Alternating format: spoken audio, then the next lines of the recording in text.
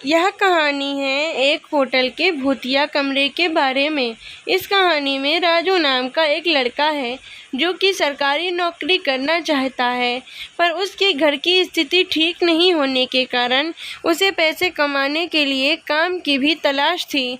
इस कारण से वो एक ऐसी नौकरी ढूंढता है जहां से उसे रात में काम करना पड़े और दिन में उसकी पढ़ाई भी हो जाए। कुछ समय बाद राजू को एक होटल में सफाई करने का काम मिल गया। चूँकि काम रात को करना था तो राजू वहाँ रात में काम करने लगा और दिन में वो अपनी पढ़ाई भी कर लेता था। सब कुछ अच्छे से चल रहा था, पर एक रात राजू अपना काम ख़त्म करके आराम से बैठा था। तभी वहाँ पे उसका एक सीनियर आया और उससे बोला, तुम यहाँ आराम से क्यों बैठे हो?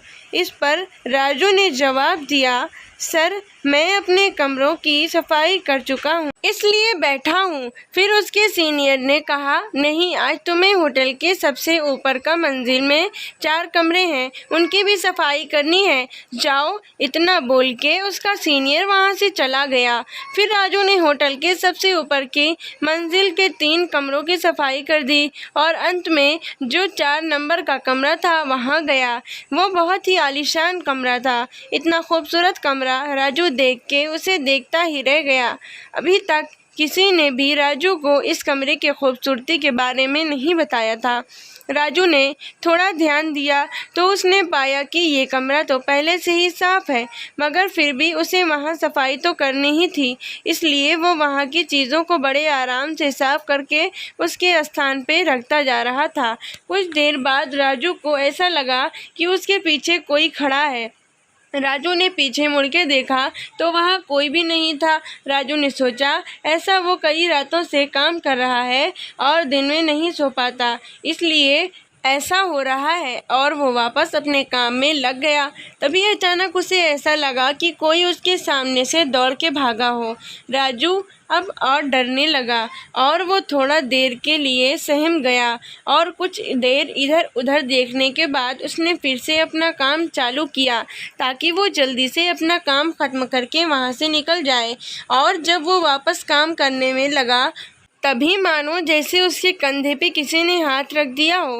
राजू अब घबरा के चिल्लाते हुए उस कमरे से भागने लगा। तभी राजू का गला किसी ने ज़ोर से पकड़ लिया और अब राजू भाग भी नहीं पा रहा था। इतनी देर में राजू के सीनियर राजू की आवाज़ सुन के वहाँ पे आ जाते हैं। उन्होंने राजू से पूछा, क्यों चिल्ला रहे थे? राजू के गले में दबाव होने के कारण वह कुछ बोल भी नहीं पा रहा था। उसके सीनियर उसे कमरे से बाहर ले गए और उसे पानी पीने को दिया। तब राजू ने बताया, उसे इस कमरे में कुछ अजीब सा महसूस हुआ, ऐसा कि जैसे कोई उसका गला दबा रहा हो। इतना सुनते ही उसका एक सीनियर उस पे चिल्लाया और बोला, तुम्हें रात में इस कमरे में सफाई करने को किसने बोला था? इस कमरे में कोई भी अकेले सफाई नहीं करता और इस कमरे की सफाई भी दिन के समय की जाती है। तब राजू ने कहा, मैं अपना काम ख़त्म करके बैठा ही था, तभी एक सर आए और उन्होंने मुझसे कहा कि इस कमरे की सफाई करना है, इसलिए मैं इस कमरे में आया। इतना सुनते ही वहाँ जितने भी लोग उस होटल में काम करते थे सभी को राजू के सामने लाया गया ताकि राजू उसे पहचान सके कि किसने उसे ऊपर वाले कमरे में काम करने भेजा था। फिर वहाँ जितने भी लोग थे राजू ने सबको देखा, पर उनमें से कोई नहीं था। तब उन लोगों ने वहाँ जितने स्टाफ काम करते थे उन सारे स्टाफ की इमेज राजू को दिखाई। तब राजू ने उनमें से एक को देख के बोला कि इन्होंने ही मुझे यहाँ सफाई करने को भेजा था। इतना सुनते ही सारे लोग डर गए, क्योंकि राजू ने जिसकी इमेज दिखाई उस स्टाफ की मौत 1 महीने पहले ही उसी कमरे में सफाई के दौरान हुई थी। फिर राजू के सीनियर ने उस कमरे के बारे में राजू को बताया कि वह कमरा इस होटल का भूतिया कमरा है। करीब 1 साल पहले वहाँ पे पति पत्नी रुके थे और रात में पत्नी ने ही अपने पति की हत्या कर दी। उसके बाद से ही उस कमरे में जो भी काम करने जाता है उसे कुछ अजीब सा डरावना महसूस होता है। ऐसे कई बार होने के बाद उस कमरे में रात के समय कोई नहीं जाता।